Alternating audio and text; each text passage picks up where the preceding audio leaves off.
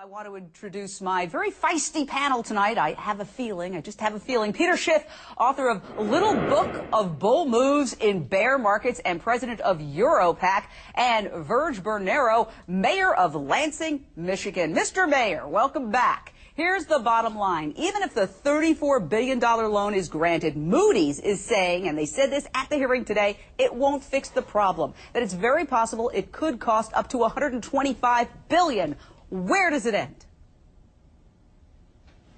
All right, Peter, I'll address the same question to you. It's never going to end. Government money isn't going to fix the problem. It's simply going to perpetuate the problem.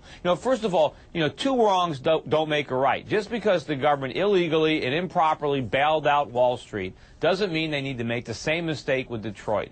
We need to let these companies go bankrupt. That is the only solution to the problem. If we want to have a vibrant automobile industry, we need to allow the ones that fail to go out of business so more competent people can come in and run those plants more efficiently and employ those workers making cars profitably that people want to drive. Well, to your point, Peter, there is a list of the top 5 rated hybrid cars, and only one of them is American. The top rated is the Toyota Camry hybrid, then there's the Honda Civic hybrid, then there's the Toyota Prius, which, full disclosure, I happen to own, then there's a Nissan Altima hybrid, and finally, at number 5, you get to the Saturn Aura hybrid. So how can we trust these guys to make the hybrid that everybody's going to buy when they're not highly rated as being excellent cars? We can't trust them to do anything. All they can do is lose money. That's all they know how to do. And they've blown up all the money they had. Now they're coming to the government asking for more. If you're mentioning that the private equity firm that owns Chrysler, if they don't want to put their own money into the company,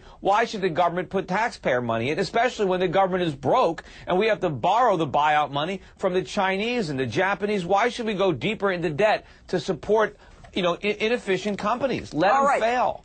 Mayor Verge Bernero of Lansing, Michigan, I can just feel the smoke coming out of your ears as you hear this, because you don't think that they're incompetent. You don't think that they should be number 5 of the top 5 rated hybrids, according to how they're ranked, though, by reputable ranking companies. How do we deal with the fact that they can make all the hybrids they want, but Americans might not buy them? Well, look, the auto industry's come a long way. Does it have a ways to go? Of course. But this is not your father's automobile company, to borrow a line from Oldsmobile. They are cleaner and greener than ever before. This is an industry with an outstanding track record. This is an industry that has helped build the middle class. It is worthy of investment. The Chrysler bailout 30 years ago paid off. This investment will pay off. We didn't get 30 years of productivity from it. Chrysler is back in bankruptcy. How do you know what Chrysler would look like if the government had stayed out of it? If you think these companies are such good investments, you put your own money into it. If they really think they have a good plan, let them sell it to the private capital markets. Don't let them going hat in hand to Washington. That's because they don't have a viable plan. That's right, Verge. A lot of people feel that had Chrysler gone out of business, it would have sent a strong message to Detroit, hey, change. But when you enable a company to continue doing business the way it's been doing it, then maybe they don't make the kinds of drastic changes they need to make. Well, that's a very cavalier attitude that is what we've come to expect from Washington and Wall Street, which is really what orchestrated this whole selling out of the American way of life and exporting all of our jobs. These companies, that 30 years that we bought that Peter doesn't find useful for anything, was 30 years of people all around this country having a great living and good benefits, having medical coverage and that sort of thing. But that's not the primary purpose of a company. At the expense of they bankrupted the companies. But, look, I agree with one thing. We need to have a resurgent manufacturing industry. We need a new industrial revolution. But we're not going to have a vibrant manufacturing economy if we support non-profitable companies with government money. We need to let all right, guys, hang tight. We're going to be right back with more fiery debate. Got an opinion or question on the bulging bailout and how it affects you? Give us a call, 1-877-JVM says. That's 1-877-586-7297. I'm going to be back with your calls on our economic mess in just a moment.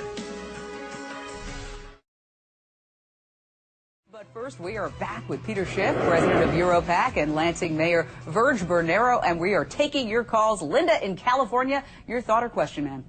I feel like General Motors, Chrysler, and Ford should have to eat this.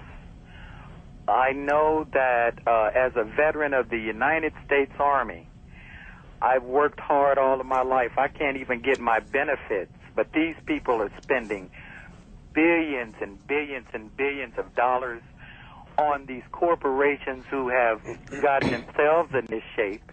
We didn't put them in that shape. Then you can't turn around and get credit. You can't buy the cars. You can't get credit. You can't get money. You can't make money. Well, it's a vicious cycle. Linda, I think. Go ahead. The point is, everybody forgets, if we're going to bail out General Motors, if the government is going to redirect capital to the auto industry, how many companies are they going to destroy in the process? Who's going to be denied capital because the government is directing it to Ford and General Motors? Remember, the government doesn't have any money. They only have the money that they take from somebody else. So we end up punishing or destroying a profitable business in order to subsidize a non-profitable business, and other people lose their jobs in order for people in Detroit to keep their jobs. Well, the other problem, Verge, is that we have to find credit so that people can buy cars, because right now the cars are there, but there isn't credit. In the testimony today, 30 people went into one dealership, according to the testimony today, and all 30 were turned down for financing. There's a good reason for that. You know, Americans, we've bought too many cars over the years. That's the problem. We have to stop buying cars. We have to drive the cars we have. We need to make cars and export them.